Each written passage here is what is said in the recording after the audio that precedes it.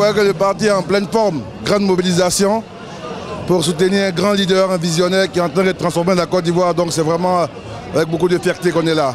Alors le parti se porte bien, mais plusieurs ragots se racontent sur vos relations avec le président de l'Assemblée nationale. Merci beaucoup, merci. C'est ici que nous avons tenu le tout premier congrès extraordinaire, le 1er août 1999. Congrès au cours duquel nous avons désigné le président Alassane Ouattara comme étant notre candidat aux élections de 2000.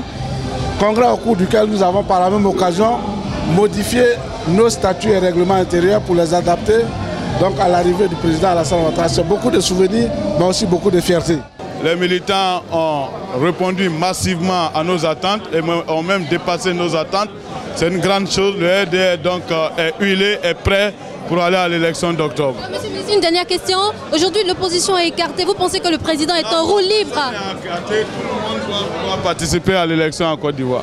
En élection, rien n'est donné d'avance.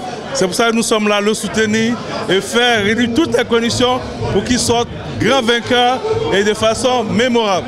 Ce second mandat sera celui de la jeunesse, sera celui des femmes, en gros celui des militants. Et la question de l'emploi est maintenant devenue la question principale. Le travail, il fait que ça.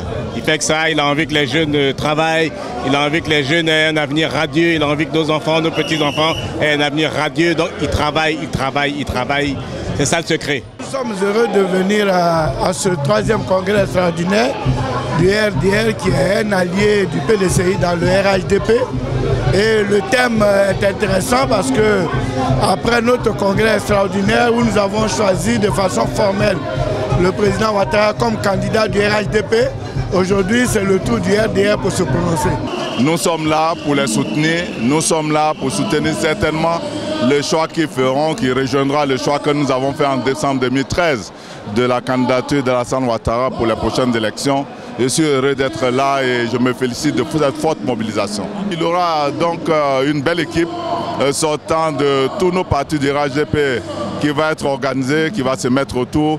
Ce sera une équipe de rêve effectivement et cette Dream Team avec un candidat également de rêve va mener en tout cas la Côte d'Ivoire vers la paix et le développement. Ce 3e congrès représente pour nous un grand symbole, le symbole de la réunification de la Côte d'Ivoire, le symbole de la réussite du RDR et le symbole du 2e mandat qu'on va accorder pour la République. Vu tout ce qui a été réalisé déjà en Côte d'Ivoire, à Abidjan et à l'intérieur, nous venons ce matin pour réitérer à la Côte d'Ivoire que notre champion reste un champion et qu'il mérite un second mandat. Nous sommes très satisfaits du mandat. Il y a beaucoup de projets qui concernent les femmes et les enfants. Les femmes sont donc heureuses des résultats du bilan du président Alassane Ouattara. Et nous sommes prêts à le désigner comme le candidat des femmes pour les élections présidentielles d'octobre 2015. Les délégations sont venues partout de la Côte d'Ivoire, du nord, du sud, de l'est, de l'ouest et également du centre. Il y a de grands travaux qui ont été réalisés avec la bienveillance, volonté du président de la République, Alassane Ouattara.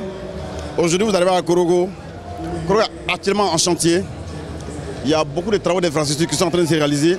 Les voiries sont dégagées, les voies sont dégagées, l'électrification, les adductions d'eau. Et donc, au-delà de Korogo, à travers Korogo, on peut dire qu'aujourd'hui, le président de la République constitue effectivement un immense espoir